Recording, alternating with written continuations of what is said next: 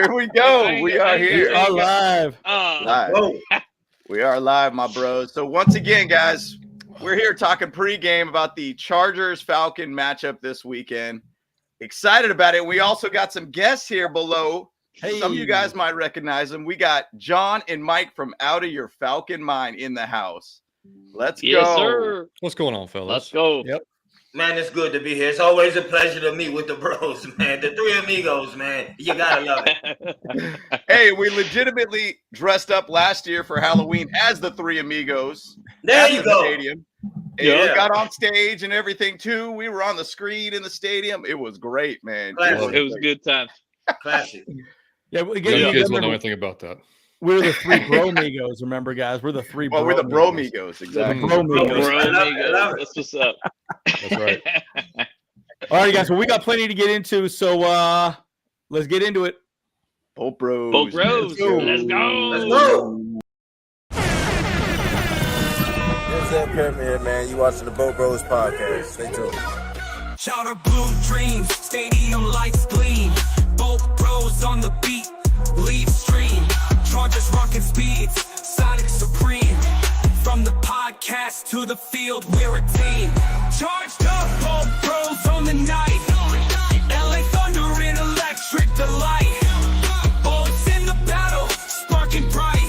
Charged up, ride the lightning, feel the fright.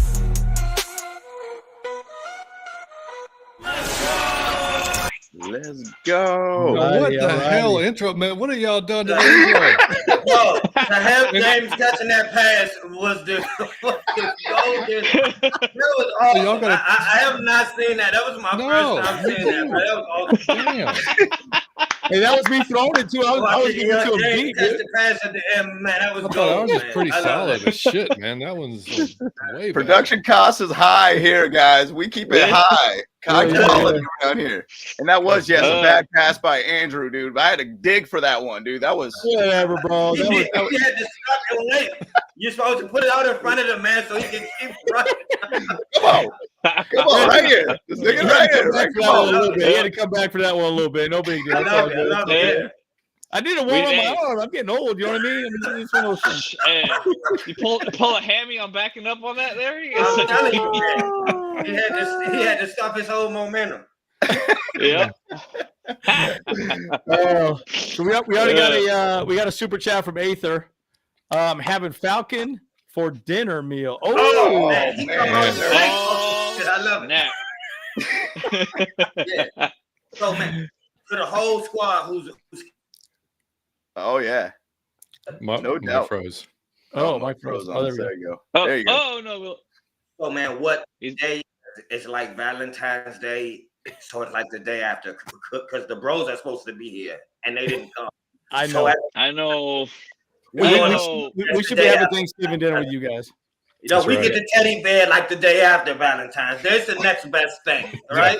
It's to be on the Ball Bros podcast. But we were all supposed to be in Atlanta right now, digging that up and living it up. They couldn't make it. So we on the podcast, next best thing. You gotta love it. No doubt, man. We love collabing with you guys too. It was funny. Kyle pointed out that Andrew and I, when we go to games together, we have lost those games. And we ironically That is true. Ironically, both of those games was the Ravens and the Cardinals. So we're 0-2 being at teams that are bird-based. So it's a good thing we're not at this game. You know, Good choice not to come.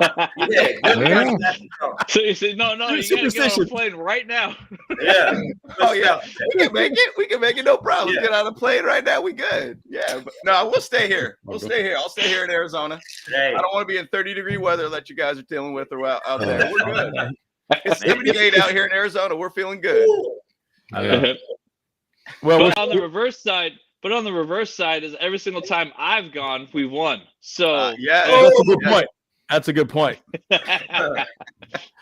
So guys, in the chat, go ahead and throw your questions out as well. We'll try and get to them as we progress. We may not throw up the question but we'll just address the question if you possibly can as well too. But we're still recovering from Quentin Johnson. Hopefully he has a bounce back game. I know he's been dropping some passes and QJ's looked great, by the way. I don't know if you look at statistic-wise, QJ's been incredible. He's been a great wide receiver. It's one of the best bounce-back years for any wide receiver. I think he was ranked like top 10, something like that as well. Touchdowns and all the above. But he had a bad game, so hopefully he can bounce back. So we'll have to see how that plays out. But we got another super chat from Mighty. Every game I've ever been to, we win. I'll be. We got a lucky out there. Mighty. I like it.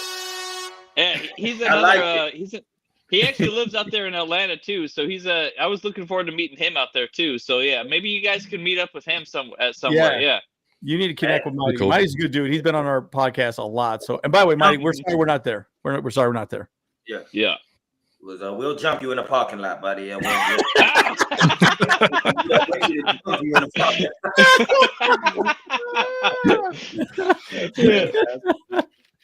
Oh my gosh. Boy, there's a lot of trash talking going on today, guys. Talking about the stadium for the Falcons too. I heard there's a lot that goes on outside of the stadium that makes you kind of late to the stadium.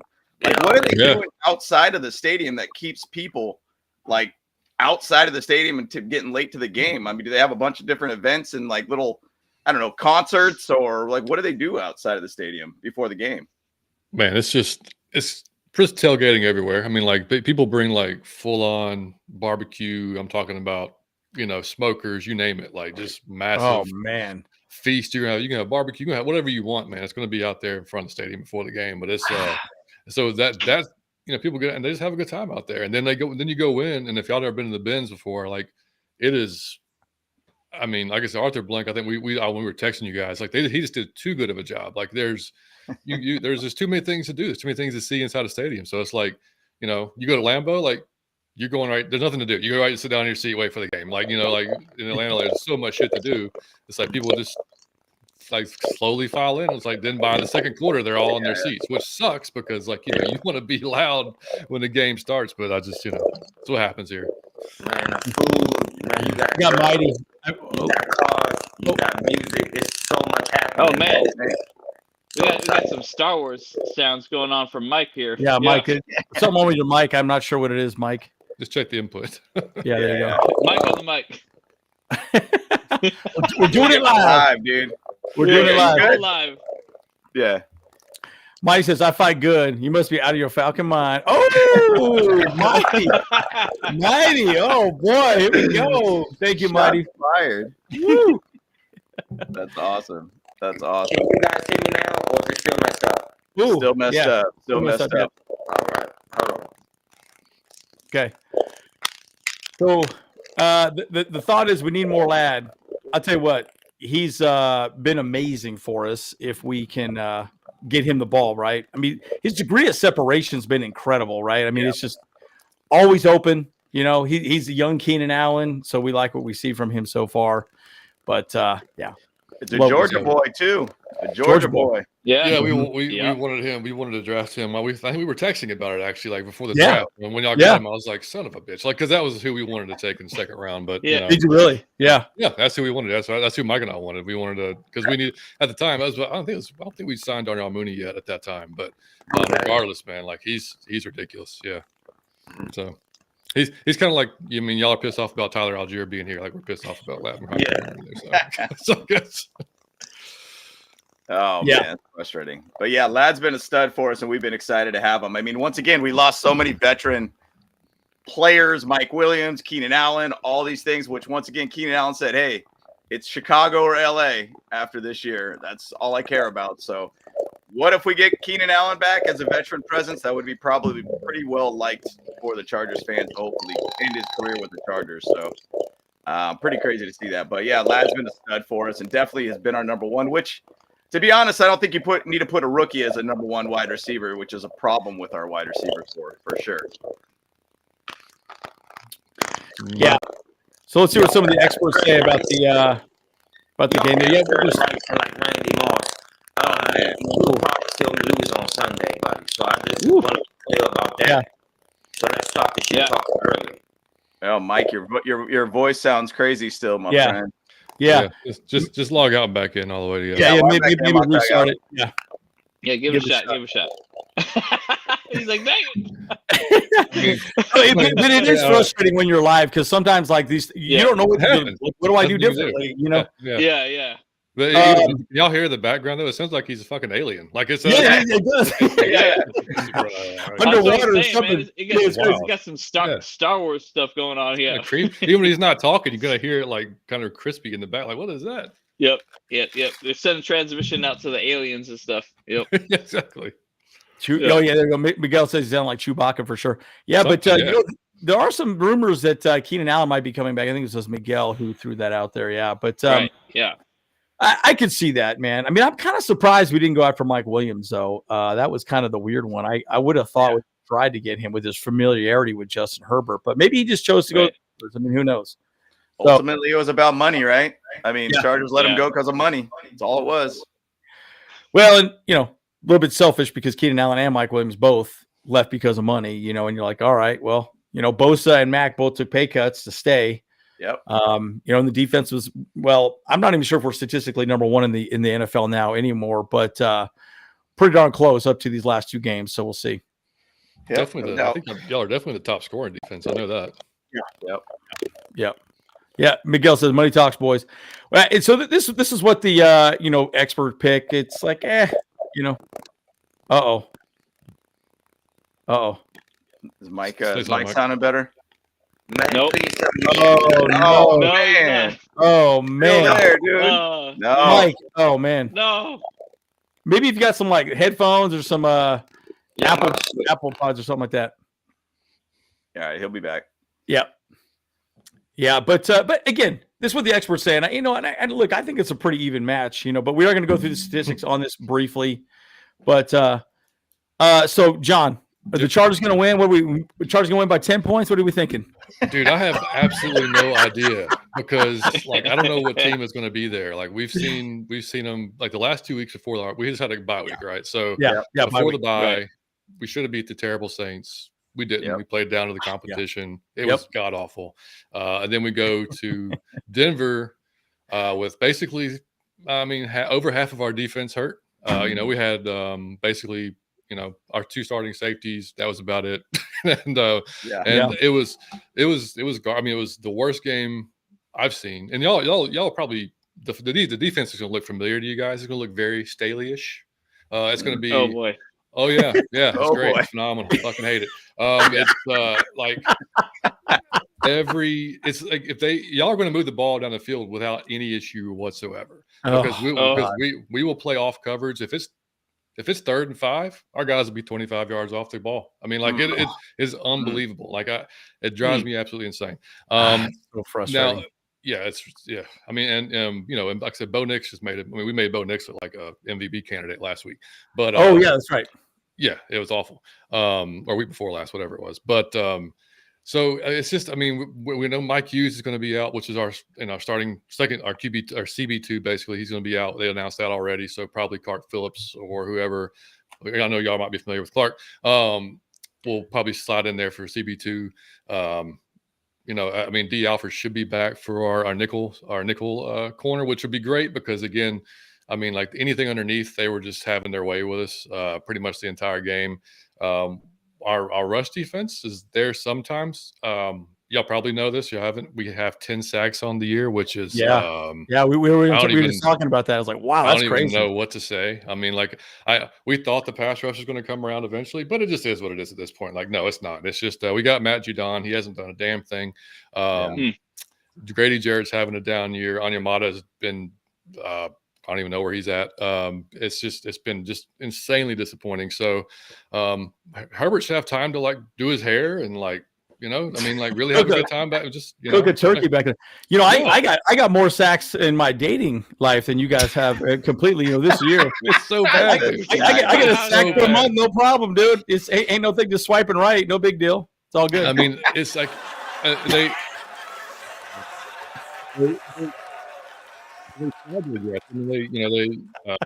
Braylon Trice out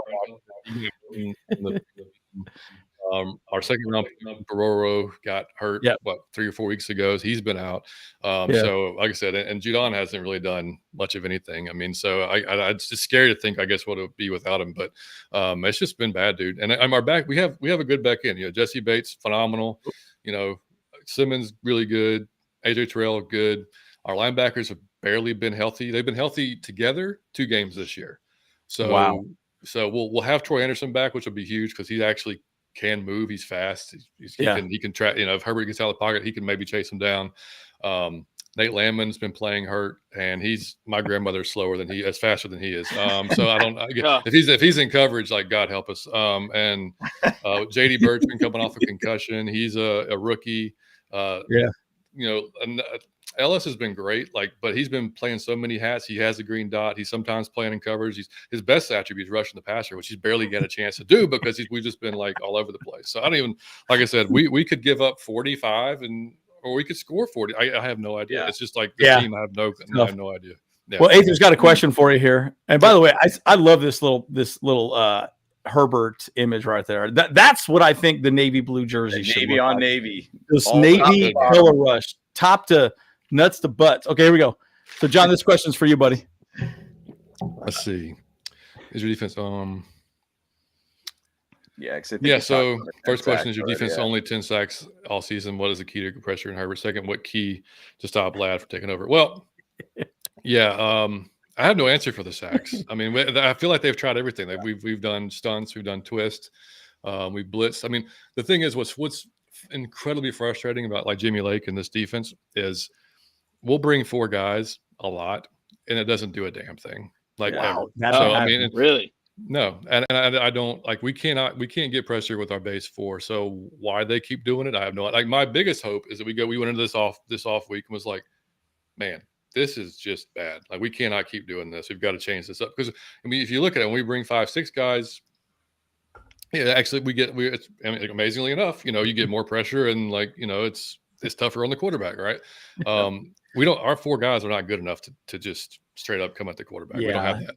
So and it's if we don't bring pressure, it's not, that's so, like I said, as far as the pass rush, I mean, some exotic blitzes maybe would be nice. An occasional safety blitz, an occasional corner blitz, something just to, get the quarterback on the ground. Yeah, something different. To stop Ladd, I have no clue, man. I mean, Alfred's been good. If he gets matched up on a linebacker, even if it's Troy Anderson, it won't matter. Ladd's too quick and shifty he'll beat anybody one-on-one. So, it's going to, to me, it's just going to be a battle of, we're going to want to run the ball. And I would hope at least with Bijan and Tyler. And because Bijan's having a hell of a season. Kirk's been playing well. It's just he's been a little inconsistent too. The slowest quarterback I've seen in a long time. So I know y'all just faced Lamar. So this is the anti-Lamar, right? He's going to stand in the pocket. He's not going to go very far, which is good for us. I think our pass rush should do well. And I will say this 1-2 thing, John, too. Secondarily, we're getting a lot of pressure with just rushing 4. So we're actually sitting in zone a lot more. Must be nice. It's been crazy though, but we're getting a lot of pressure with just 4 guys, right? So 2 edge rushers and just 2 in the middle, and they're actually stopping the running game. Now, I will say this: they probably will spy the running back for sure. Whoever's back there, they're going to put a linebacker on that guy, right? Because they know Kirk's not going to run, so they're just going to say, "Okay, you stick on, Bijan or whoever's in there." Mm-hmm. Yeah, I mean, that's going to be their goal. What we've wanted them to do all year long is really focus on that, and just really, and I should say Zach Robinson's done a really good job calling the offense this year. The only thing that's been not great when we've played a top 15 defense, we're 1-4. So he's not great at scheming against really good defensive minds or really good defensive, so far. It's his first year calling plays, so I get it. Yep. But we're going to need. Our drives are typically scoring drives, 3-4 minutes. We don't take a lot of time off the clock. I mean, it's just we're down there and we score, which is fine. It's great. I mean, I'm not going to, argue about points, but the problem is our defense is, Swiss cheese. So it's y'all are going to go down and it's we're basically a death by 1,000 cuts. So if Herbert wants to take everything underneath all day long, there'll be 5 and 6 yards there all day long. So unless we change something up in the off week, I mean, if we come in and actually play some press and actually stay up on some guys, maybe. But if it's the same old with this defense, it's going to be tough. Yeah, so you're going to get everything you want between it. Now, I will give them this: they do stiffen up in the red zone for the most part. Last couple of weeks, they've pickups, but they'll let you get anything you want between the 20s, and then within it for whatever reason. Like I said, last week we were, I think it was 3rd and 4 in in the red zone and literally were playing zone coverage, and they just threw a little underneath screen, and dude walked in. I'm like, what? Yeah, like what do you? And their whole thing is trying to explosives, but dude, you're at the 15-yard line. What the? Yeah, they can't go any further than the end zone. So what are you trying to prevent there? Like I don't know. So yeah, everybody in Atlanta basically wants Jimmy Lake fired, gone. Didn't want him to come back to this week. Yep. He hasn't really endured himself to the fan base at all so far. But yeah, so like let's see how it sound, Mike. Mike, you sounding good. Oh, you sound better now. Thank God. Out of all days to do this to me, the boat blows one, damn power died on the laptop. All types of things are happening right now. I don't even know what we're talking about. Jesus Christ. No, we're talking about injuries right now. So we're talking about injuries. So injuries, about the team a little bit too. But yeah, man, we got a lot going on right now. Yeah, let's lad is all I just kind of went off on a rant. Man, I don't care if I don't care if the Chargers have Jerry Rice. Okay, you stand no chance on Sunday, buddy. You stand no chance. Okay, we on fire.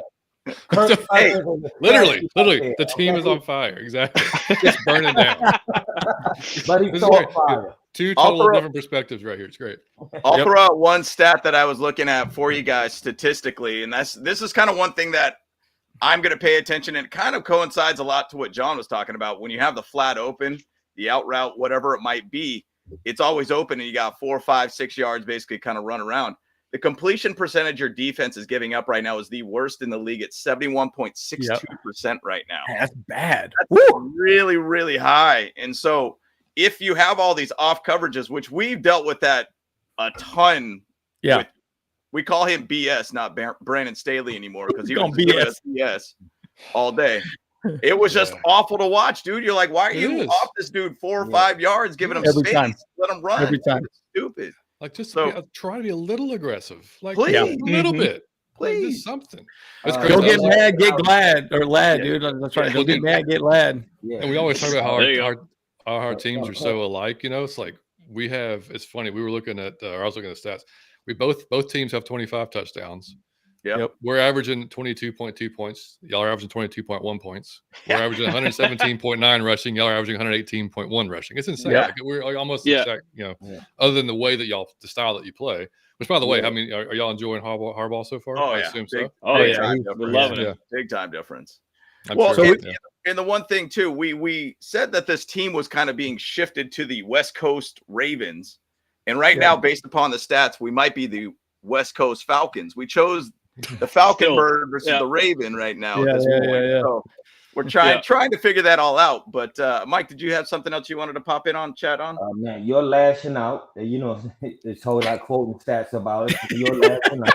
Dude, I got to interrupt. Mike and I haven't recorded since the Broncos game. We took Mike was out of town, so like we have a lot of pent up anger. I can imagine. Confusion. There's a lot going on right now. Yeah. But sorry, Mike, go ahead, buddy. No, because here's what I was gonna say about John. I was agreeing is like you don't know, the team had a chance to put it in concrete who they were. Yeah. And every time that we grab the concrete and we say, man, put it in stone, that they just throw it around and they like make a pottery dish, a cute pottery dish instead of a statue, like a manly statue. It's a bowl. And they do it 100% of the time where it's the concrete game. Well, okay, I want to see for real, like prove it in stone. 100% of those games, you just be like, what the fuck? What is that? Because I want to talk shit, but every time I talk shit, you smack my hand. You smack my hand every time I get confident. You smack my hand, so it's like I don't know what to think, man. So, but I'm gonna talk shit blindly because this is who I am as a person. But I'm not confident at all. I don't know who this is. That's crazy. We'll see what happens with what you're saying. I don't know. I'm like a blind man watching a football game. I don't know, man. I'm just listening. Stevie Wonder over here. I like it. Yeah. I'm legally blind.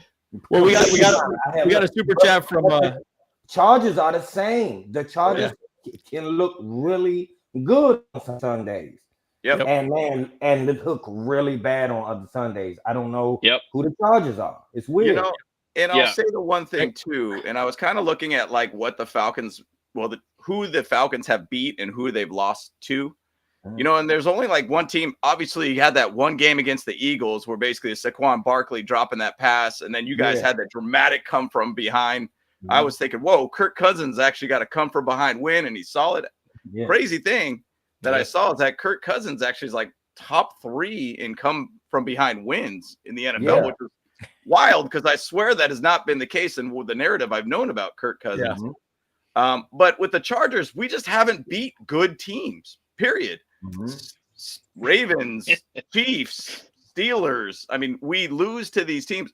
Cardinals, you could even throw that out there too. Like, we just have Cardinals not are a figured good out. team, though. Cardinals they surprised us, to be honest. And bottom line, we can't beat the good teams, and we're kind of at that same point where I feel like every time that we've come together to talk, we always are like, well, we really don't know who our teams are. Who's going to be the one that's going to screw up less, kind of thing. Like, that's all it really is. It's really strange, but. So James, we got the super chat from Aether. He's been here for a while. So yes, poll prediction: Chargers defense bounced back, 6 sacks, 21 pressures. Wow, 3 turnovers. Oh my God. Well, I will say this: Bosa had 8 pressures last game. Energy. Everybody just take a couple 5-hour energies before you get out there. Let's go. I'm telling you. Yep. Well, so let's go through the actual injuries on the Charger side, and then you guys can talk about the Falcons. That's fair. Sound fair to you guys? Yeah. So it sounds like we got J.K. Dobbins, Gilman's out, which is crazy. And guys, check this out. If you watch my video, we did just sign another safety. Marcus May, I think, is actually going to be activated for this game. He was on. So AJ Finley got scooped up off of our waiver wire to the Seacocks, by the way, another bird team.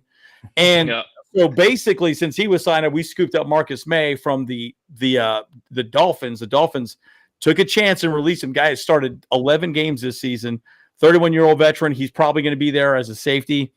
They'll probably also elevate Tony Jefferson, I would assume, this week. Actually, I'm not even sure. I haven't even checked. But Cam Hart's out, which is a bummer because he's been playing great as a rookie. And then Denzel Perriman. So I don't know. Other thoughts on that as well? And then we'll pass to the Falcons on the injuries. Well, Deion Henley did announce that he's going to be playing this game. It just said it was more of a calf tightness that he had too. So he already said, I'm going to play. It was just they were kind of precautionary for him, more or less. But Khalil Mack coming back full. We had him on a snap count last week, and he was pretty hot about that. He did not like he was not happy. Snap count at all. Not having Denzel Perriman, who's our Swiss Army knife to the linebacking core, is a big, big miss for us. That guy's a thumper.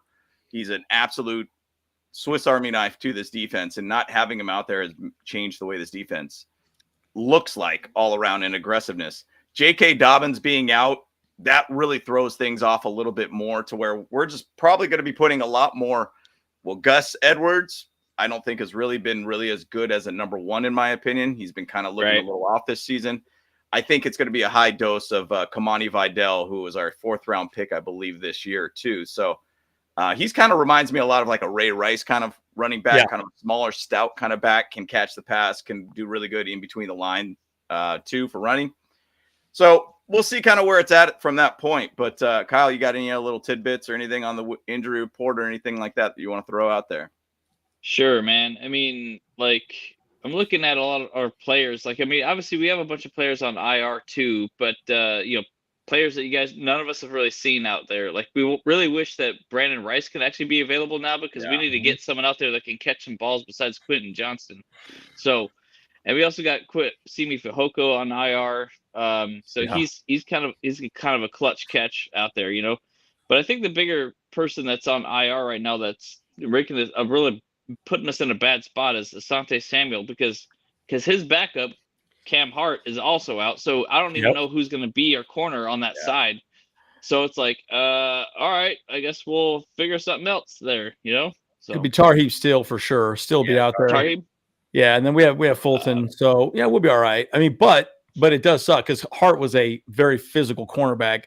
He put Bijan Robinson, he's 220 for a corner, so that's pretty big. And Sante is like 190 soaking wet, probably 180 actually more soaking wet. So right. Anyway, it's a bummer. But yeah, well, so Falcon. Even throw out one other thing, and I thought Kyle was going to go down that road. We talked about Quentin Johnston with the drops, and what did everybody say after that? Get DJ Shark out there. We need him. Like, this guy has been absolutely. Where the hell's this dude been? ghosted this team or something. I don't know where he's at. Like, he was on the IR for a bit, and then they just haven't even played him at all. I think he's had one snap so far on the field that we've seen. So you want to see, and maybe it's the Harbaugh way of doing things. Hey, it's been working. We're going to keep those guys there. We're on a 4-game win streak. Keep them all out there. We won't change up the lineups or anything. Well, Quentin Johnson drops 5 passes that should have been caught, or 5. All 5. All 5. You would think that you would put in DJ Shark at this point and integrate him into this game. So that's one thing I'm definitely going to keep an eye out for, this wide receiving core for this game. So yeah, one last thought, and then we'll pass the Falcons. But Out of Your Falcon Mind. By the way, follow them, guys. Out of Your Falcon Minds, great podcast. Please follow them. They are awesome. We came up in the podcasting game together with you guys. Sure. Hey, rookies of the year, man. I think actually we were I know y'all were like our first collaboration that we ever did, and we're like the first show. We're like, damn, this was like too easy. This was so like it was so cool. Like it worked out so well. We're the same guys. We're just different. This is different teams. We're the same guys. So yeah, that's right. Yeah, but one other thing, Eli Apple was also put on injured reserve as well, too. That's why we got Marcus May. So Eli Apple is on IR. So we'll see what happens with that. But yeah, let's go to the Falcons on your injury report. Just give us an idea, a breakdown of what's going on with them. All right. Well, first of all, just so y'all know, every week when Mike and I look at the other team's injury report, we say the same thing. We say, oh, look, they're down this guy, and this guy. We're going to take advantage. Yeah, we've never taken advantage. We've not taken advantage one fucking time. Never. So it doesn't matter who starts for you guys, because we've made a 6th-round rookie right tackle look like a premier Pro Bowler. I mean, so it's just anyway. But J.K. Dobbins also being out, that sucks. But the Cowboys are the worst rushing team in the league, and we allowed them 137 yards. So, oh my gosh! Wow. Again, I don't know what to say other than like y'all be okay. But we need another entire show for this list that we have here. So I'm just going to point out the ones that actually matter. So luckily, a lot of these guys are full participants, right? So D. Alford's going to be in there. Troy Anderson's going to be in there. J.D. Burton will be back. Antonio Hamilton's barely touched the field. Doesn't matter. Zach Harrison hopefully will be back. He's been actually one of the bright spots on our defensive line. So he should be in there. Kadero Hodge, mostly a special teamer, but does pop in there when we have wide receiver injuries. Mike Hughes being out sucks for sure. Grady Jarrett, he's fine. He's just been resting. Kevin King, not going to play. I don't know. He's a full participant, but again, he's been backup corner. Koo is I haven't seen Koo on the injury list till yesterday, Mike. But we just signed another kicker. I can't remember his name. We signed him just in case, I guess. But he's I guess he'll be out there with a hip. Nate Landman, hamstring. Again, like if that's not full, he's going to be slower than he already is, which is not good. Lindstrom should be out there, which is huge. Our best, probably the best left guard or right guard in the game, probably. Drake London's had he's had a hip pointer. What was that, Mike? Like 3 games ago? Yep. Really? It's been kind of bugging him. Hopefully he's definitely going to be able to. They said basically it's a pain management thing, so they'll probably shoot him up, and he'll hopefully be able to go out there because he's been really good. So that would suck. Jake's fine. McClellan doesn't matter. Caleb McGarry, he'll get owned by whoever's over there, Nick Bosa or the Khalil Mack. He has a real bad habit of anybody with speed. McGarry can't really handle all that well. Really? So he can run block his ass off, but if you're going to ask him to sit back and protect, he's done. Now I shouldn't say he's done better this year, but man, like it's still if it's a speed rusher, he's going to have issues. Darnell Mooney is is the really kind of a big concern because he's been way more than we even bargained for this year. Fantastic wide receiver number 2 for us. He's been like Kirk has a great familiarity with him, and they have a great connection. They took him out late in that game against the Broncos, I think. So it was, but I think it was just kind of more precautionary. I think he's going to be okay. But yeah, Onyemata, like I said, I mean, he's been not great anyway, so who knows? And then Casey Washington, our last wide receiver on the roster, and then Charlie Warner, believe it or not, huge guy on our offense because of his run blocking. When he was the 49ers, he was outside of Little, who's also on the team. I mean, he's definitely one of the better, if not one of the best tight end, run blocking tight ends in the game, and we use him a lot in the run game. So, and he's out there just clearing the path for whoever, Bijan or Tyler. So, but yeah, that's our entire list of guys. Yeah, that's a big list. Isn't it wild when you come from a bye week and you sit there and you look at the whole list and you're like, man, what have these guys been doing in the bye week? Like, hit that ice bath, son. Like, get up there, man. Come on. Just like people heard after a bye week, but that's hard. Jeez. Yeah. I mean, they make the club in the tub, you know. Yeah, sure. And they just kept dropping, man. Like that Saints game and the Broncos game, we're like, okay, we just got to get to the bye week and like pray to God these guys get some rest because it was getting worse and worse. So, I mean, luckily the offense is mostly healthy. I mean, a lot of those guys were defensive guys. You know, I mean, it was that are questionable. So, I got a question for man, everybody up here. I got a real question that I was curious of, right? Kirk Cousins was statistically, I believe he was like the best in the sport at play action, right? Yep. And then he came to us and they don't do play action at all. Why is that, you think? Yeah. Yeah, that's a little weird. It's weird that they did that. And once again, I know, and I was going to ask you guys a little bit about it too, the concern of basically Kirk Cousins coming over after the Achilles injury. Like, to me, I view that almost your mobility is probably going to decrease at that point because you get a little nervous about it. Think about what happened with Aaron Rodgers with the Jets. Like, I feel like his mobility's been a little bit off, but I've never really looked at Kirk Cousins as like the highest mobile guy. But, you know, Achilles injuries are rough, man. I mean, they were rough. So look, after that first game against the Steelers, the town was in a panic. We were like, it was very stagnant looking. An 80-year-old playing quarterback. So that's what everybody thought. Because it looked so bad. It's gotten better throughout the season. He had literally one scramble against the Tampa Bay, and it was it was like the biggest play of the game. But that's the only time that he's ran or had to run this year or chose to run. And it wasn't fast by any means. He just he got what he needed to get and got down, and that was it. So, but it is a huge. He's been really, like I said, for the most part, he's been really good. But there's no doubt, man. Y'all know in today's game, if the quarterback can't move, it makes it that much easier on the defense. So it's very true. That's just one less thing that the defense has to worry about, you know. So he has to be that much better, you know, at everything else that he does, you know. So the Chargers, man, respect your elders and leave that man upright. That's right. Respect your elders, man. Don't too hard. Chargers. Well, so we got a super chat here from Aether James. What do you expect from Edwards this week? You got to say, James, my baby, just the way that he says it. What do you expect from Edwards? Well, the way that I view it as is based upon what John and Mike have been talking about. Hey, we don't have to worry too much because they'll give up a lot of yards to running backs that shouldn't be getting a lot of yards. So I expect 170 yards from Edwards, 4 touchdowns. Y'all see us crying on the freaking show. Oh my god. Yep. Who knows? I mean, realistically, like Edwards to me is kind of like that bruiser back. He's just going to want to punch you and knock you in the mouth, and he's not going to be one of those guys to give you a massive game by any means. But I don't know. Who knows? I kind of honestly feel like this game has the makings of a potential high offensive type game, where just whoever scores and has the ball last at the end of the game finds a way to win it, in my opinion. So I don't know why I'm looking at that, but I'm seeing it as a lot of recent stats of like our team versus the rush versus the pass. We're not statistically all that really good in the last 3 games. So, so anyways, we'll see where it goes from there. But thank you, IDCCF. Appreciate you for that $5 super chat. I appreciate that. Appreciate it, my friend. Yes, sir. Yes, sir. Show the bros some love, man. You think this shit is easy? Come on, man. Make it look easy. Come on.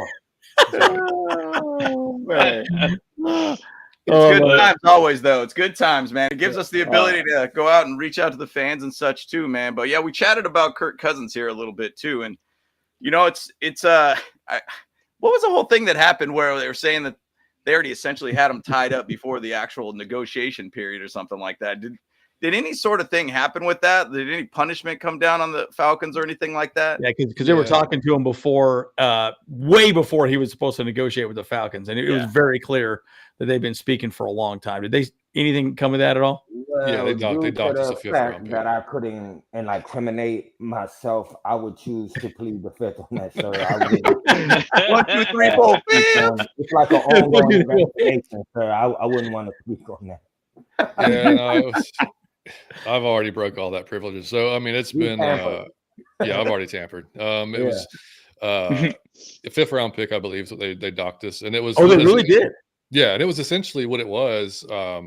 It's kind of stupid to me because literally all it was he and his squad, basically his team of guys, reaching out to our team doctors and basically just saying like, okay, so what's the deal with the Achilles? Let's see, kind of like how they felt about it. That's all it was. It was like they just want to make sure like they were on the same page as far as the injury went. Injury is concerned. Yeah, it was as far as we know, there was no discussion of contract and all that stuff like that. It was just basically all health based. If that's the case, kind of stupid that like to me, like you should be if your sole decision on signing a player is based on his health, well, you should be able to at least vet the player before you do that, and see like what's going on with his, what's actually happening with his health. But regardless, it was kind of swept under the rug. But yeah, they low key docked us a 5th round pick next year, and dang, they really did. So, wow. Mm-hmm. Well, and so it's an interesting thing thinking about the quarterback position, and we chatted a little bit about during the draft the Michael Penix pick. Yeah, and you're like, yeah, what are we doing here? Like, where'd that come from? Yeah, is this like an Aaron Rodgers, Brett Favre type situation? Jordan Love to Aaron Rodgers kind of situation where you're saying, hey, look, let's go ahead and keep this guy for 3 years behind Kirk Cousins, or if Kirk Cousins' Achilles is not fully healed, we got this guy kind of thing. Yeah, the way Kirk's contract sets up is it's a 4-year deal, but with the way we can essentially get out of it after 2 years without really a lot of cap hit. Yeah. So to me, it read as like, Kirk, you've got 2 years to make a deep run, and then if it's not there, and unless he just falls off a cliff, for some reason before then, then this, it's your team until then. But yeah, I mean, so when we drafted him, we had a live draft show, and we were all just like, what? Like we were just like, no way. We thought the top. We had every top edge rusher on the board, every top corner was on the board. Like needs that could help us this year, but they were so scarred by Mariota and Desmond Ridder over the last few years. And after having Matt Ryan for 14 consecutive years, they're like, no, we're not doing this shit again. We're going to go after the quarterback we want in the first round. And their whole idea was, we won't be drafting this high again. That was their goal, which is, I like that. You won't be drafting in the top 10 again for the next 3 or 4 years. So go ahead and take your guy. Like, we've got Kirk. We don't know what's going to happen there, but in case we don't, we have a guy you really, really believe in. So at first, we all hated it. And then after we kind of calmed down, we're like, you know what? This actually makes a hell of a lot of sense. So, it is what it is. But yeah, it's we got to see Penix a few times, this year, but not a lot. But yeah, it kind of reminds me of Joe Alt. I think we all thought we were going to get Joe Alt or Neighbors. He was available, but we went with Joe Alt. But Joe Alt's been an absolute stud. I mean, last week he was actually the highest rated offensive lineman in the NFL. So for 21 years old, 6'9", 21-year-old, 350-pound rookie dude, like we're going to be protecting Herbert, which is what the Chargers want to do. So yeah, sorry about that, Mike. And this is a good question for you too, by the way. Right. I'm not saying it's like right, but like the young mistress at the office, man, they got the wife like cooking a little more, she cleaning a little better. I'm not saying it's right. I'm not saying it's right, but it is damn sure motivating, right? Yeah. It is motivating. But he's believing he a little bit, man, more like than he would have been, because his job is his job, but he can look over his shoulder and see like the young hot intern at the office. Yep. Who, I'm starting to flirt with her a little bit more every day. So you gotta come on, keep wearing that gray dress, baby. Doesn't cost near the same money either.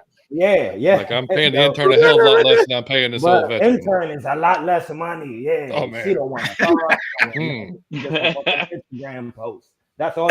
Like on Instagram. It's real easy to please her, right? The key for victory to me, I'm gonna be honest, is I always go with the attitude of the team, because you took 2 losses and in a bye week, so you stuck in like the energy of an L. Yeah, that you should have won, and you've been in that for like a month almost, right? Can you get out of it, man? Like, and then you play at like a different time slot. All that's playing in, and I want to see how your attitude is. If it's come on, let's bounce back, be a good team, and we shouldn't be losing these fucking games, or if it's let's just try our best and give our best effort, and we all get like cookies at the end because it's the holiday season and like everyone's a winner. I don't want none of that shit. No. Come out ready to play football because it's a short window for football and it's almost over. Don't fuck me on this one, boys. All right, because I gotta talk shit all year for a short period. So you gotta give me shit in this short period to talk shit for a year, baby, and you haven't done it yet. So I need you to come out and play ball with an attitude that says we mad and we feel like champions who aren't playing up to our potential. If you come out with that, I'm gonna just do my best shit, man, that'll show on the field, and we will lose. So hey, Mike, it kind of depends on what cookies they get afterwards. So, like, I'm thinking a good snickerdoodle. You know, hey, you know what? Maybe, yeah. But like, man, I just want to see a gritty attitude from my team, like a football attitude. Yeah. And I don't see that all the time from them. Yeah. Right. Yeah, but you got a running back, though. You got two running backs. Remember, I'm still pissed about Tyler Algier, dude. That guy is a beast.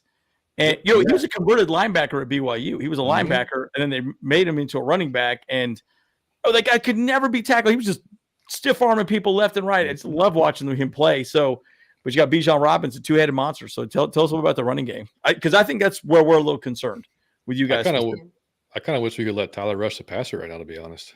I don't know about that. There you go. Put him back as a linebacker. There we go. What else we got to lose? I mean, he can't do any worse. I mean, shit. Mike, you want to talk about Bijan and running backs? Here's what I say, man. To his point, man, Bijan is amazing. I will never take that away from him. I think he is amazing because he can break one at any time. But the guy, to me, that is like overlooked in all this is Tyler. To me, I think he's just as good, just in like a boring way. I don't know if that makes sense. He's not going to break it all and do a juke and hop over something. He's not going to do none of that. But he'll run straight up through your teeth for 9 yards. So it'll be like a 9-yard gain the same, but he's just going to run it straight through your two front teeth. So I just admire him for that. And I don't know how you stop that if you on the D, because it's two speed changes and you can't get used to it. He's going to try to juke you out your shoes. If you start doing that shit with him, he's going to run it straight through you. So I love the way they use one, like salt and pepper. I just don't really like when they just leaning on one, and they tend to start doing that more because he is murdering, right?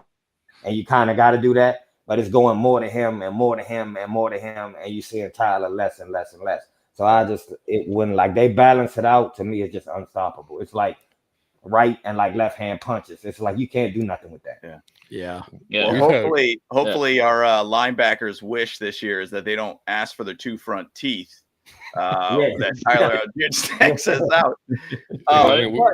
We've had one game. Sorry, Dan, let me interrupt you, buddy. No, you're good. We've had one game that it's actually panned out how we kind of thought it might pan out. Where with the Panthers, I mean, you had Bijan just going off, and then the fourth quarter, these guys are tired, they're beat up. Now you got a pissed off Tyler Algier coming at you and just getting chunks of yards. And like we thought like that's the recipe for us. Like run the ball, control the clock, 100%. pass, Kirk, pass when you need to, but that doesn't have to be the focal point of the offense. And use Bijan in the screens. Tyler can catch the ball good out of the backfield as well.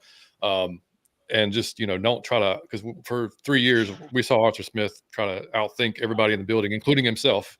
So we're like, Zach, dude, just call what works. And I know, and like that to be that difficult, like just eat the clock up, let's score. Because that's the way our defense plays, it puts so much pressure on our offense, which unfairly, like they have to almost go out there and damn near score every drive. It feels like from a fan's perspective, it's like if we don't score on this drive, oh God, like our defense is going to give it up on the next drive. And before you know it, we're down by 14 or 17, and then the run game has to be abandoned. And now we're having to throw the ball, and it just gets thrown out of proportion. So like, that's what happened against the Broncos. I thought we abandoned their game plan way too early. We stopped running the ball. We started throwing like nonstop. So that's been the biggest thing. But Bijan has, like Mike said, he's had a hell of a year. And so they do, he's around 20 to 25 touches a game, probably with running and catching. So he's and I think he's third or fourth, maybe third, I think, in the yards after contact. Like he didn't both of them don't go down. I mean, like they're not on the first touch, at least. I mean, you have to really get them on their first hit for sure. Well, we got some trade proposals. We want Kyle Pitts. The other one is we want to trade Bijan Robinson for Gus Edwards. I don't think that's a very fair trade. But, we can talk about Kyle now. I'm open. I'm open to Kyle. I'm open to Kyle. And it's not even maybe not even necessarily his fault. It's like I don't know how much they want to put him in the use him in the offense. Yeah, like like we saw him for like what, Mike, 4 straight weeks. Yeah, 3 or 4 catches and like really like do well, but then it disappeared. Yeah. So like I don't like if he's not going to be. And the thing is, like he's always a decoy. He is, and like in McVay's offense in LA, right, which is where Zach Robinson came from the Rams. Yeah. I mean, like that tight end is not a huge part of that offense. Like Higbee wasn't. I mean, he's good, but he wasn't like a focal point of that offense. You know, we got number 4 draft pick Kyle Pitts. You know, this unicorns. You know, we all thought, well, you know, and in fairness, he's an insanely athletic tight end. But we don't use him like so. You know, I know it wasn't these guys that drafted him, but you know, we have to make a decision this year. We keep him for the 5th year. Do we go ahead and you know, trade him? You know, and I at this point we're in such need of defensive players. I'm all about open. I'm open for a trade. Yeah. Well, and I was going to bring up one thing too about Bijan Robinson and Tyler Algier. Like, so statistically, last 3 games, the Chargers have given up 151 yards on the ground, and those are against a lot of running backs outside of Derrick Henry. You had Pollard with the Titans, and then also basically Joe Burrow and what's his name, Brown, I think, the other running back for the Bengals. Bengals, Chase Brown. I mean, we've been getting torched on the ground, so it's like for whatever reason we're just getting destroyed on the ground, and that's where I'm like, if you guys play that game where you just run the ball on us, have that 1-2 combo, I swear you guys are going to probably do and be able to really truly control this game to your advantage, and that's where I get a little worried about this because that is an elite running back that we're going to go against. And Derrick Henry had a field day with us last week. So, Henry's a whole field day with everybody. Though. He's a whole different animal. Yeah. Yep. But I think we got crayon time coming over here, though. Andrew, get that crayon out. Good. Yeah. Well, we do have a Pablo. Out of your Falcon mind. We appreciate you. So let me hide that real quick. And then, thank you, Pablo. I appreciate you, Pablo. Thank you, buddy. Thank you, buddy. Pablo. Thank you, buddy. Always nice. Always nice. Pablo's awesome. So, yeah, I mean, and again, so we can talk more about the stats here. Talk us a little about your offense and defense, kind of what you thought. I know we've been talking quite a bit about it, but, 25th ain't the best, defensively, you're definitely giving up a lot of points. But look at this, though. 3rd down conversion, 30th. Woo! Not good. Ass. Yes. Pure ass. That's my point earlier. Dude, that's what I'm saying. 3rd and 4, 3rd and 5. Okay, playoff. Like there's no aggression whatsoever. Like I don't like that is the perfect stat for that because it's just like, what do y'all what doesn't even make any sense. What's crazy is our 4th down conversion rate on offense. We're 14 of 19. Which is like they are not afraid to go for it, and they're not afraid to go for it. Even if it's like in our own territory or midfield, like they'll still like. I'm like, all right, y'all, I got that confidence. Let's go. And then I mean, it's worked out more than not. So okay, cool. But the defense, the defense is what sticks out. And then we have the ability to be. I think with our offense, we have the ability to be a top 10 offense. But yards per game, we are, I guess, technically in yards per play, but in points where it matters, we're not. I mean, we had the first game against the Saints. We won that game. We didn't score an offensive touchdown. Yeah. Oh, really? Are you serious? Yep. The special team scored both touchdowns, and we had a few field goals. Oh, yep. Wow. So it's just like that's what I say. The difference, guys, is for like the past 2 years. When we talk shit, we really didn't feel it in our soul when we were saying it was just But here, if we lose it, like we do think like we can win the game, like we can score some points here, or we can stop somebody, or we could get a turnover. Like we feel the shit talking like genuinely this year. So we are really confident in the team, but then sometimes the confidence is misplaced, and you just like, dog, I was so confident of what you showed just last week, and then they do something totally different. But then the delusion kicks in. I think right back to being out of your Falcon mind. Fuck it, hey man, we gonna score 42 points. We going to the Super Bowl. We gonna go on a run, and then you go right back to it, buddy. Yeah, but it does seem like you guys are losing. You're struggling to find an identity, right? Like even on both sides of the ball. Perfect. Yeah. Yeah, because you're not seeing. I mean, because that's mid on everything, right? Or lower, right? And so you're kind of like, well, what are we doing?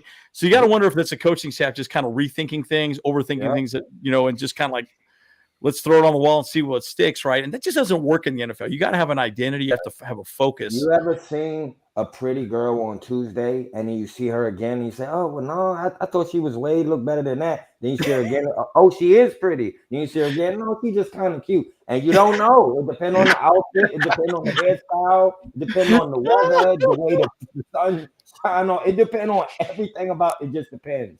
And that's what it is. It just depends, man. It just, you never know who you're looking at, man. If she changed her clothes, hey, maybe.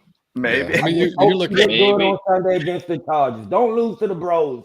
Don't lose to the Bros. Don't lose to the Bros. We should have a bet going. We should have a bet. We should have a nice wager. Don't lose to the Bros. Don't do that. That's scary. I couldn't bet anything that I actually cared about because there's no. I couldn't be that committed about it. Yeah, this game. I mean, look at the last game. Well, we had y'all beaten like. Taquan Graham fumbles the ball on what in the world? Like, are you kidding me? Like this, there'll probably be some crazy shit happens in this game too. But but I mean, overall, you're right. The identity thing is like, Raheem just took over. It's a brand new staff. Sure. This team was built for 3 years by Arthur Smith to do something totally different than Raheem wants to do. I mean, like McVay's been trying to get away from the outside zone scheme. Well, that's all Arthur ran was outside zone. That's all our offensive line is built to do. And our outside zone, like when we run it, it's okay. But man, we get so much better. Like we go inside, split zone, mix it up. And they started to do that more, which is good. Like I said, Zach's done a good job of like really adjusting on the fly and like in game, changes. Whereas the defense, we start every game almost just like y'all will probably score on your first drive. I'll be shocked if you don't. I'll be shocked. It's like, and then we don't do anything in game. Then we get to halftime, and all of a sudden, boom, we come out. We're like, we make these adjustments, and we're a better defensive. Like the Tampa Bay didn't score the second half of last game line we played them. And it was just like different team, and still a similar scheme, but whatever reason they go into halftime and make these changes. I don't know what happens. I don't know if their microphones broke, their headphones. I don't know. They can't hear each other during the second quarter. I don't know what's going on. But get that cocaine in them, dude. Get that. They had 5 hour energy.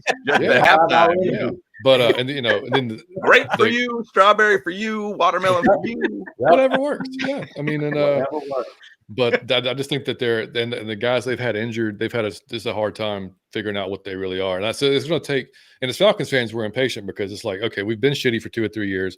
We felt better because we have a veteran QB coming in. We got this offense that looks really capable of doing something. Now the defense just has to be somewhat decent, and they've been not that. So it's been like, but it's just like Falcon. We've had to kind of reset our expectations almost throughout the season. So it's like, still, I think if we don't win this division, it's still a failure on the season because if you look at the NFC South, Tampa Bay is a good team, but we beat them twice. Yeah. So it's like nice. Yeah, I mean, if we should, we basically have to win 3 of our last 6 games, essentially, and hope that Tampa Bay, like if Tampa Bay wins 11 and we win 10, well, they're obviously going to win. But if we have the same record, we'll have the tiebreaker, we'll get in. So I don't know that we'll go past the first round, but I just think it's important for those young guys to get that experience this year in the playoffs because we haven't had it in so long. So it'd just be fun to have a game at the bench. How about he played the Chargers in the Super Bowl, John? Let's go. Oh, we got to go to the Super Bowl. Chargers Super Bowl in New Orleans. In New Orleans, in New Orleans, Atlanta. That'd be wild. How cool would that be, man? That's the last time that Harbaugh was in the Super Bowl in New Orleans. Yeah, that was true. The That's Harbaugh Bowl, Super Bowl. The power went out. Yep. Power went out. And we live stream it. Fuck the Manning cast. It's the Bros, right? Yes. Do it, and it's viral, and we all get rich and famous. Come on, somebody That's right. Let's go. Somebody buy in. I like that idea. I like that idea. Well, this is one. I'll just throw one little video. This is Justin Herbert. The one thing that's nice, he's been injured all season to begin with, foot problems. Then he had, ankle injury, all this and that. He's running the ball now, so I would expect us a little more running with him, just because I think number 27 right here is going to be out. So this is just quarterback sneak. He gets a touchy right here. Mm-hmm. This is the side of Herbert that you see. Obviously, man, emotion. That's Ladidi McConkey. And look at this. I mean, he's quick, man. I mean, Herbert can run the ball. You know, hold that ball. Hold that ball too. He holds it like a baby. I'll tell you what. He cradle it. He ran it the whole way. Like, what is he doing? Why is he still holding it like that? Yeah, what's going on with that? He had a fumble last week, you know? Oh, okay. And I will say that. You fumbled in practice or you fumbled in the game and they told you about it. Yeah, that's like when you're in Little League or whatever and you learn something new and you just want to prove that you learned it. That's all. There you I learned something new this week. I learned it. Yeah, exactly. This has been a big evolution of what Justin Herbert has been this year. I mean, we know that he could throw the ball like crazy and he's got crazy accuracy, great arm strength, everything like that. But he's been a lot more mobile as a quarterback this year. And which is something that I've been saying for a very long time that we need to start doing that.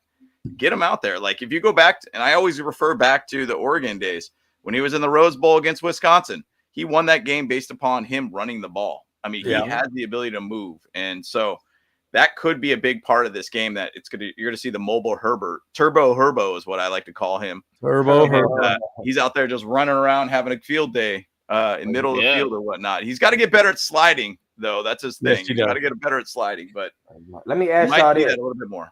For the Chargers, man, fans and all that, is he like the agreed upon status? Is he the one for y'all?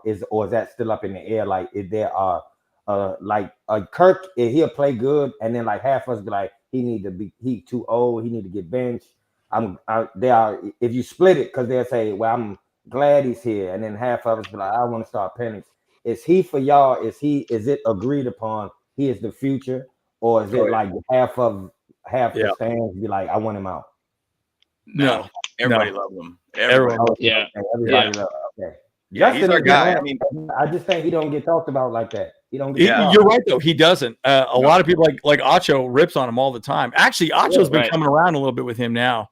He don't get the props he deserves, man. Never. No year, ever. And I think part of it's because he's kind of quiet, right? He's not one of those guys that's very flamboyant. You know, he's pretty quiet. But you know, he's a humble guy. He really is. So, and the one thing Jim Harbaugh even said, he's like, "Hey, I want Justin Herbert to be my last quarterback I ever coach." Yep. Yeah. So good. My thoughts of it is that my hopes, I should say, is that Jim Harbaugh basically retires with the Chargers 10 plus years or whatever it might be for the rest of his career of being a coach. So my hopes is that's what's going to happen. And to be honest, that would be perfect timing for, Justin Herbert. He's only 26 years old.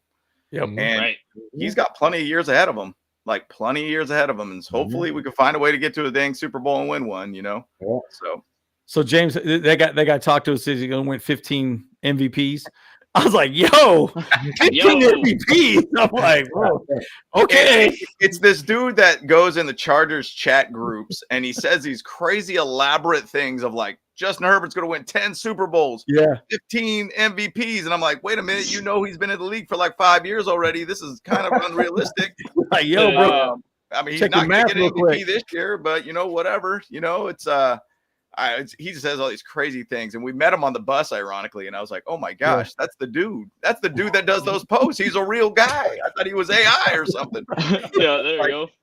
Yeah, he was on the spectrum, I think, a little bit. He was a little spectrum, he did. Hey, he was on the spectrum. He was on the spectrum, There's nothing wrong with having that delulu confidence, man. Yeah. Oh, lots of confidence. He got lots of confidence. He was talking smack. He was like, "Hey, Patrick Mahomes is overrated. He's not that good." And I was like, "Okay, he's won a lot of championships. He's doing fine." I mean, this is all great. right, brother. Yeah. Well, we love you guys, man, because we say the same shit on our podcast. We haven't got canceled yet, so like it's awesome. Yeah. I love it.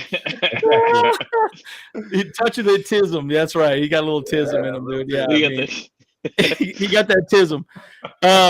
But I think Kamani Vidal's he's set to have a big game. Nice thing is, he's back. He was hurt, but lots to talk about with Kamani. I think, to me, I kind of see him as an Austin Eckler 2.0, right? He's kind of that same type of guy. So we'll see how it plays out. But he's a little bricked up dude, man. I tell you what, he's a little brick running around, bowling ball. He's not too tall. So, but interesting choice.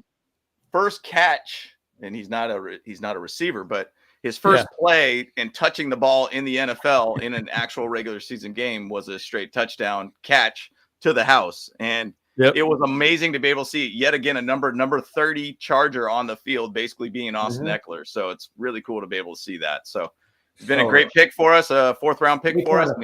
John. La la la la. They trying to scare us, John. Cover your ears. Hey, la la la la la. I'm not listening, man. We gotta get this W on Sunday, man. We don't know. We do. 2 in a row. We have to. Oh yeah, we have to. 3 in a row. Is Dicker the kicker still y'all? He's still doing it for y'all. Oh, Right? he's still doing it. Yeah. He's been money all year for sure, man. Bruh, how do y'all feel? You're watching Koo struggle, man. Dude, it's a bummer because he was killing it for a while for you guys, man. That's crazy though. Like, what happened? New snapper or what? Like, what's the deal? So he actually changed his whole setup. Like in the off season, he changed his. I don't know why. Hopefully, he goes back to the way he did it because that was working just fine. But he changed his run up and everything. And like, but during the New Orleans game, though, it was like he missed. I mean, there was multiple reasons we lost that game, but I mean, he missed 3 field goals. And if we get 2 of those 3 field goals, we win the game. One of those 3 field goals, we go to overtime. So it was just like, it was ridiculous. But no, he's been, dude, for the most part, he gets a lot of shit from our fan base when he misses, but he's outside of Justin Tucker and like one other guy. He's been one of the most consistent kickers in the last 3 or 4 years in the league. So it's like, I'm willing, like Mike said, we said in the last few podcasts, is like, not really like, I wasn't I really wasn't concerned for a while, but then that New Orleans game, I'm like, okay, like now it's not used to, he's going to kick a field goal. You can go take a piss. You can go get a snack. You're good to go. Now you're not doing that. You're waiting until he kicks it first before you're like, I don't know if he's going to make like, so there's a little bit of concern, but hopefully he's, he was fine. Hey, he had both of his chances against Denver. So maybe, because it's such a mental, y'all know, it's such a mental game for kickers too. Like they got to get in their heads. So. Yeah, if it ain't broke, don't fix it. Like, why did he make some changes? Like, what's the point of that? I don't even know. Like, I just somebody. If it ain't broke, don't fix it, man. Somebody did an analysis of it on Twitter.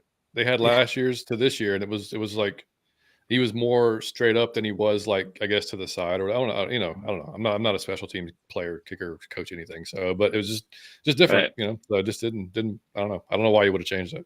Bros, so listen, man, it's stuff that just rattles in my head that I hold for y'all. Okay, it just I hold it aside when they get on. I stick it into place, and I say I gotta wait for the bros. So just humor me, just humor me, man, one by one. Okay, look, that's just humor. Kyle, we going with you first, buddy. Just humor me. All right. What's up, man?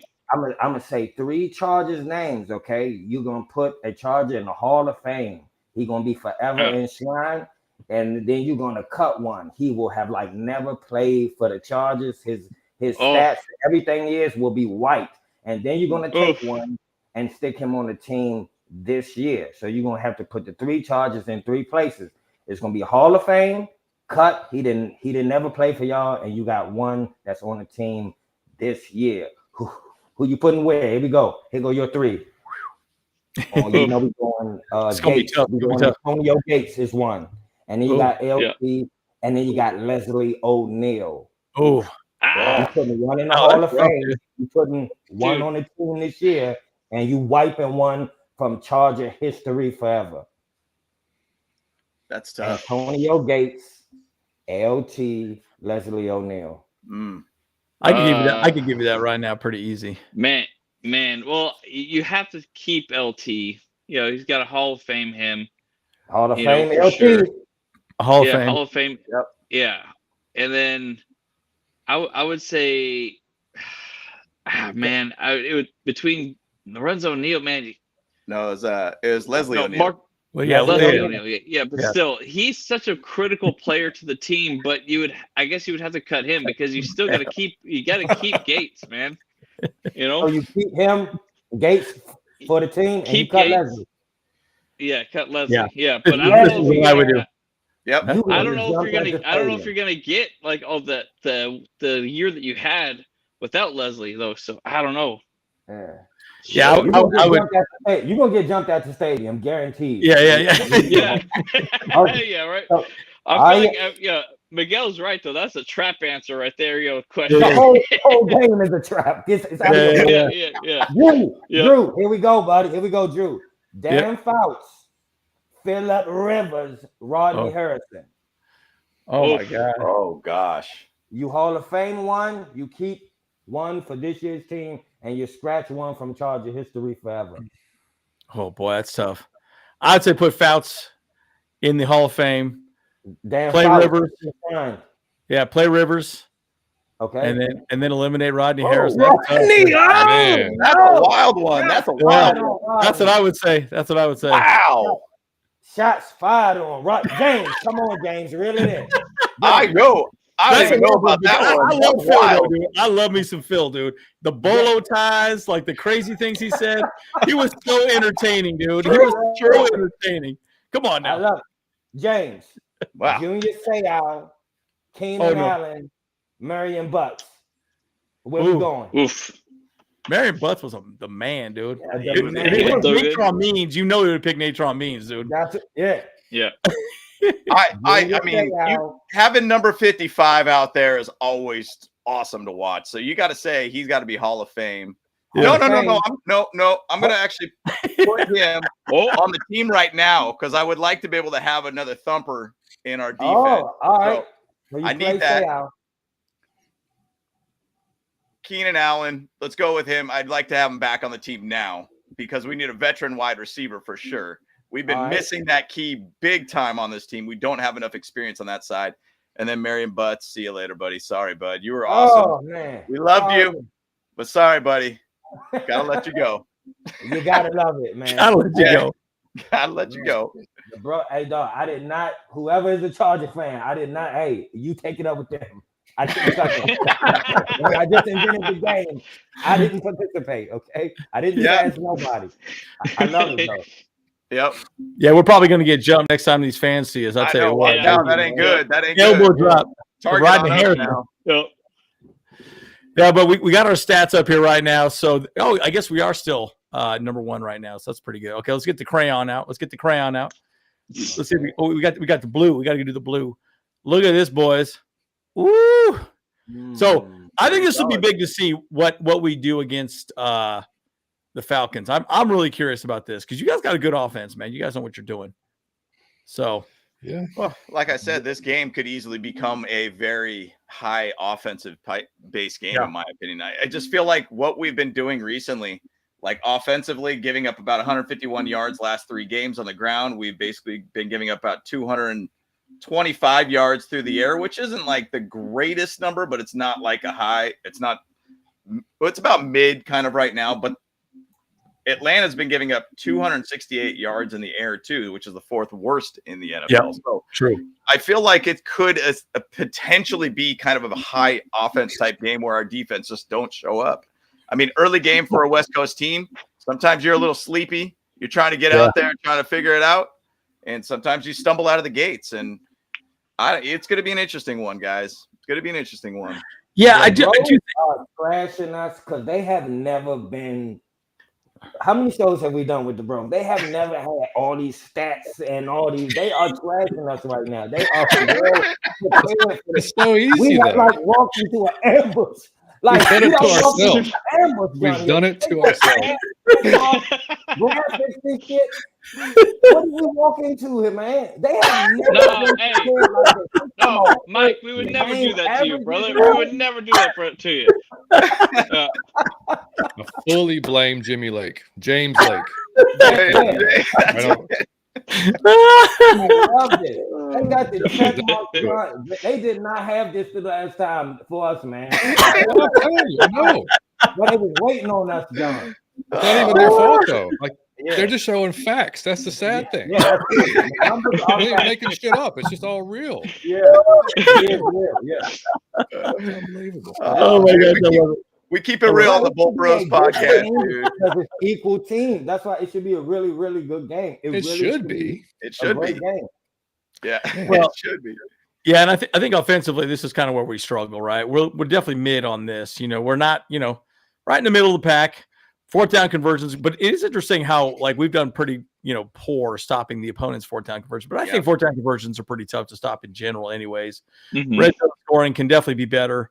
I mean, that's still pretty good though.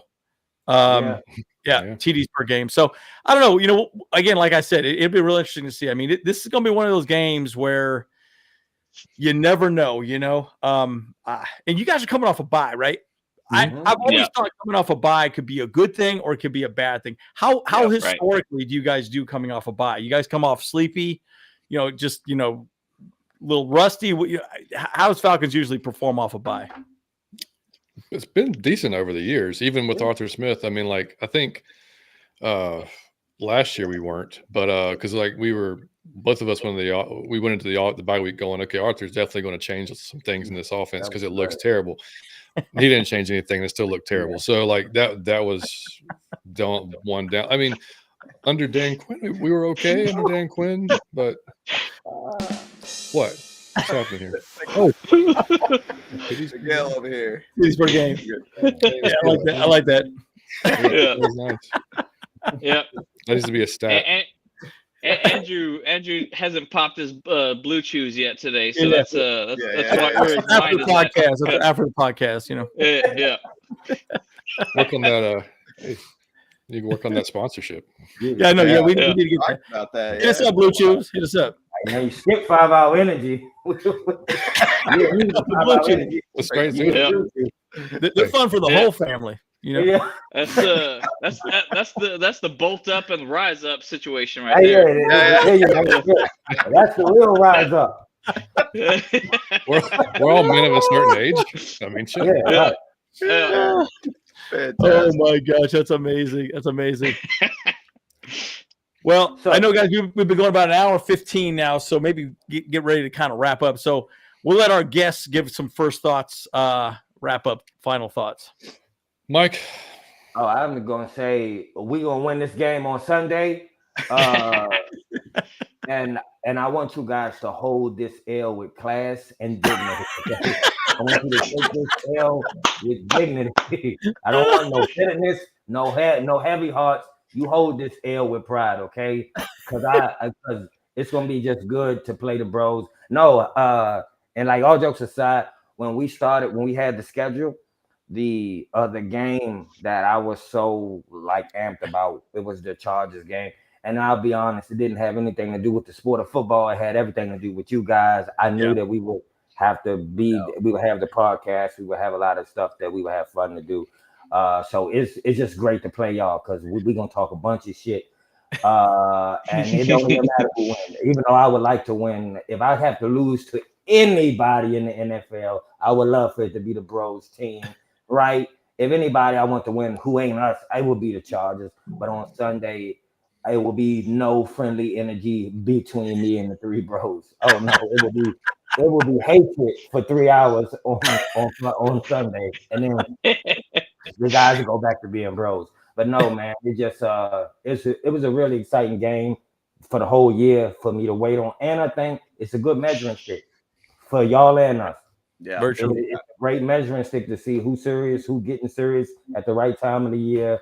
Yep. And how we meshing and who gonna make the playoffs and all that. And it's Thanksgiving, man. Eggnog time, food time, sleepy time, drug time.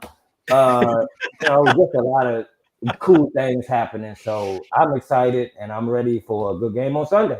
But I always love being on y'all's show. So thank you for having us again, man. I love y'all. Always, man. Always open invite all the time. Yeah. Yeah. Even when we don't play each other, we just need to do like at least one or two shows a year, just for the hell of it. Yeah. 100%. Talk random stuff. Yeah. I mean, I'm obviously most of this show I've probably sounded negative about the team, but that's just because again, we don't know what team they are. We don't know who's going to show. Yeah. We might put 40 on the board. We may put 13 on the board. I have no idea. It's just and we don't know what changes they made coming out of the bye. It's just one of those things, man. I'm just clueless. Like I said, I thought I had an idea, but like after those last couple of games, I really don't. So it's just that's great. I mean, I'd like to say we win a close game, kind of what James was saying. Maybe the last team that has the ball wins type of thing. But yeah, who knows, man? We it's like you see bad teams beat good teams every week in the NFL. You see teams that should taking advantage of opportunities that don't. So it's just, and that's one thing too. And we haven't mentioned it the entire show, but we have a lot of self-enforced or self-inflicted errors. Like we, especially in our own area, like we'll be driving and all of a sudden a hold and then something else, and then it just sets us back. Last week we had Bijan to the 1 yard line, brought back by a hold, end up kicking a field goal. It was just, it's things like that. Man, we have to stop doing stupid stuff. It's almost a guarantee. That's almost we just wait for it, and this happens almost every week. Yeah, I mean, I think it's going to be. I want to say it's going to be a tight game, but in reality, I have absolutely no clue. It could go either way. Yeah, it's always tough coming off a bye for sure, and again, I think you said it perfectly, Mike, too, right? Like this is a good barometer for both teams, right? What team's going to show up, because coming off a bye, you can either play better or you can play worse, right? Yep. And I also you guys have a short week. Yeah, exactly. And so we have a short week, so we'll see how it goes. We have some key players out, but it's good for us because I think we just came off. I think the best team in the NFL, the Ravens. I think they are incredible. I think they're better than the Chiefs as well. The record isn't as good as the Chiefs, but the Chiefs are winning by a nuts hair difference every game. And I swear, it's like, what in the hell, dude? Like, anyway, I can talk about that forever. It's but Taylor Swift witchcraft, dude. Yeah. That Taylor Swift witchcraft. Yeah. And so, but I will say this: I think this would be a good game for us. I'm excited to see what we can do. I'm excited to see how we bounce back off a loss. Right? You can't lose 2 times. That's what they say. That you don't let the Ravens beat you twice, because if you lose the Ravens and you lay an egg, you just don't play up to your standards the next game, you struggle, right? So I'm excited. It's going to be a close one, but I'm excited to watch it for sure. James, Kyle? I'll go. Yeah. Well, yeah, I mean, I feel like it's going to be a tough game for the Chargers, honestly, though, because, I mean, the Falcons, and the Chargers are both, like you were talking about. Like, we don't really know exactly which team's going to show up. Like we have had a big winning streak, and like the Bengals was about the only team that we kind of played that we actually really like. They are a decent team. They have a good team going, but we somehow managed to win there. And so I would put the Falcons on the same pedestal as the Bengals right now. Like we're about that same team. But it's not just us. It's like the Falcons, Chargers, and the Bengals are all in that same little box right now. Like we just don't know exactly who they are this year, and so this is why it's going to be a tough one. But the fact is, you guys, like you're saying, you came off of 2 losses, and now we have the bye week, so you guys are going to be a little bit more fresh. I think the Chargers are going to have a harder time to find a way to win this game than the Falcons will have a harder time to find a way to win this one. However, like I said, it's a 50-50 game, like right now. So like we're gonna be talking all kinds of smack in our chat thread. It's just gonna be a good time. And like unfortunately, I'm gonna be on the road heading back, so I'm not gonna be able to sit down and just chat about the whole thing, But I'll be there, so I'll be watching as much as I can. So I think you guys are 1.5 point road favorites too. I think. Yeah, I think that's what it is. Yeah. We're only Vegas always wins. And Vegas always wins. Yeah.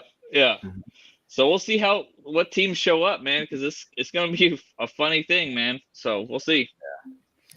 It's going to be an interesting one. And I mean, once again, I'm going to give a shout out to the Out of Your Falcon Mind guys, man. Best podcast for the Falcons, man. Love seeing your guys' stuff, dude. Double one. Really cool that we're keeping. Let's go. Thank you, man. Thank you. Too, I want to say very, very early on when we started our podcast too. So same time, and we're still keeping this going, and that's the one thing I want to say. Shout out to the podcast community, dude, because it's awesome to be able to just connect with other teams. Hey, we come to find out. I remember our first podcast, we talked about how similar our teams are and how we find ways to shoot ourselves in the foot and just the charging element of things. And oh my gosh, it's ridiculous to see how falconing, is your guys' thing. So we're glad that we could at least keep this rolling, guys. And hey, let's play it. Let's see if we get the Falcons coming out here in LA at some point. Maybe that'd be awesome. That would be phenomenal. Bro, I would never come home. You wouldn't. No, you would not. No, I'd be a beach bum. Yeah. I think Larry said that. I think Larry said in the chat, like, which one of us is going to be Chargers fans after tomorrow? We're still here after 28-3. We ain't going nowhere after a Chargers. It ain't happening now. No, there's nothing. We can come back from anything. We'll be fine. No doubt. We come back from anything. Cancer. I mean, it's literally not. I mean, like, there's literally the worst thing could ever happen. Like, it happened. Like, we can't make any lower than that. 100%, man. Well, I will say this: everyone seems to have very nice comments. Miguel, shout out to all y'all. Appreciate you guys coming, respect each other. Yeah, you never see that with the Raiders. That's true. We did have a Raider fan on one time. That was what was his name? Captain Jack. Ooh, never again. No, sorry, those guys have disappeared all season. They talked a big game week 1, and then that was a wrap. It was man. We love y'all because John. Because when we started this, I tried to tell John. I said, man, it's gonna be different. We're gonna do this shit way different. We're gonna have fun with it. It's just gonna be different. 100%. And we go off the rails. I mean, 100% of the time, right? And then when we have shows with like others, it's harder because you got to stay in the realm, right? You don't want to screw up a show. So then we have it with y'all, and then like y'all was way off the rails, and I was like, I'm at home with this. Exactly. I'm at home, like I feel good about this, like because it was like our show, but on the way it was off the rails, and it was all over the place, and it was sounds and graphics and all type of kid shit, like childishness, all type of childhead shit that was happening in the background and all sorts of shit. It was like a circus. And I told y'all, and I was like, I'm home with these. I said, man, if they ever want to do a show, don't even ask me. I'm there. I will not miss it. Done. The shit is done. You don't even have to ask me. So that's why I want Chargers. I hope that y'all see the difference in them and the competition, because there is no. It's the bros and then it's everybody else. Like the show is just in a whole nother box. So I don't want to say it's like better than whoever else is. It's not comparable. And I'm not shitting on anybody. It's not comparable. So I don't want to say it's better. It's not in the same stratosphere. And that's the same with our shit. I'm not just saying that because it's us. It's not even something. It's like apples and oranges. So that's why I love these dudes and I respect these dudes and I have a blast, because it's nothing like that shit. It ain't the best one. It's out of the world. It's not in the stratosphere of the rest of them. So it's just the bros, man. So I always enjoy it. I always respect y'all. And I love y'all, man. I'm your biggest fan, man. I really am. I love y'all. Yeah, man, well, we appreciate that. Yeah, man. We root for the Chargers when we're not playing, y'all. Of course. I mean, we want y'all to do good. We want y'all to do it because, like I said, we see so much of ourselves. It's like looking in the mirror. We're like, damn, that's us. Like, we do that all the time. Do well. But it inspired me. Like last year, I started doing all 22 reviews after we just got sick of arguing about who was. Was it Arthur Smith or was it Desmond Ritter? Was it who it was? So, and I was like, I don't want to do it. Like, so I was like, hey, well, how would the bros do it? Like, so I got fart noises in there, man. I've got like stickers. I got all 22 of you like you've never seen. And I don't have time. Haven't had time to do it this year, like like normally. But like I'm not going to do it like the professionals do it, because you can get that anywhere. I'm not a professional. I'm just a fan. Exactly. Like when McGarry misses a block, I'm gonna put a fart noise right there. So it's like it's fun. Exactly. Exactly. Dude, but that's what it's all about, man. Put your style out there, make it happen. I'm a big fan of the Pat McAfee show. When you watch that show, they go off the rails all the time. I'm all about that. Keep it loose. Have a good time with it, man. Like, that's what our platforms are all about. And once again, guys, follow Out of Your Falcon Mind. Those guys are out of their Falcon minds every week. They're out there making things happen. They're just like our podcast too. We just keep things loose and casual and everything. So it's always a good time when they're out there streaming, doing their thing and everything too. But once again, just quick little notes. I'm just going to say, hey, I think this game could go to a big offensive type game for some reason. I don't know why I'm getting that feeling, but the Chargers haven't really had a game up till that Bengals game where they had to make scores happen. And for some reason, I'm getting a feeling that this could be some of those like 38-41 type game, just two teams trying to get those late season type wins to make sure you could solidify your place in the playoffs. Chargers need to win about 3 games to get to the playoffs at this point. And they have 6 games that could be a little tough. We just need to find a way to basically get out a win this weekend.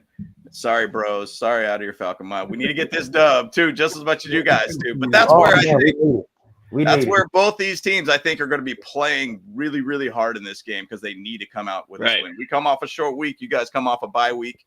It's going to be a big, big game. So once again, I'm looking forward to this game. It's going to be a good one. I'm going to tell you right now, if y'all win and it helps us to not be in the playoffs, I will never speak to you guys again. I will never forgive you. I will hold you personally accountable like you did it. I'm gonna be so broken, especially if y'all make the playoffs and we go on the backslide. I'm gonna hold it personally against all three. I'm gonna be so mad because we need this W, man. You know that? Like I agree. I'll still be friends, but like the if we lose this game, like it's for us, like but like I mean, morale wise, it'll be terrible. But for what we have left, though, we have the Giants with Tommy DeVito or whatever his name is. We got the Raiders with Aiden O'Connell, which I mean, the Raiders actually, they should have won that game yesterday. But we got the Raiders, we got the Panthers at the end of the season. I know they've been looking better, but we've got 3 really winnable games, and then we've got you guys, and we've got the Vikings the very next week in Minnesota, which is not going to be easy either. So it's like, I mean, I don't know. It's just we could technically lose this game, and our season's still okay, but it would be a lot easier, And blame ourselves for not beating the freaking Saints when we should have, because that should have been a win. But whatever. Well, guys, we should definitely be there. And it's unfortunate that the timing was just so poor. I mean, but you know what? We are going to go to a game together one of these days, guys. This will happen 100%. For sure. So, and what are we thinking? Maybe Chargers, Falcons, Super Bowl rematch this year. We'll see what happens. Super Bowl! Let's go! Oh boy, that would just be insane, dude. Yeah. So that'd be crazy. That would be amazing. That. All right, guys. Well, we're the Bolt Bros. We'll see you guys in the next one. See you guys. Bolt Bros. Let's go. Hey, what's up? Cameron Dick here watching Bolt Bros podcast.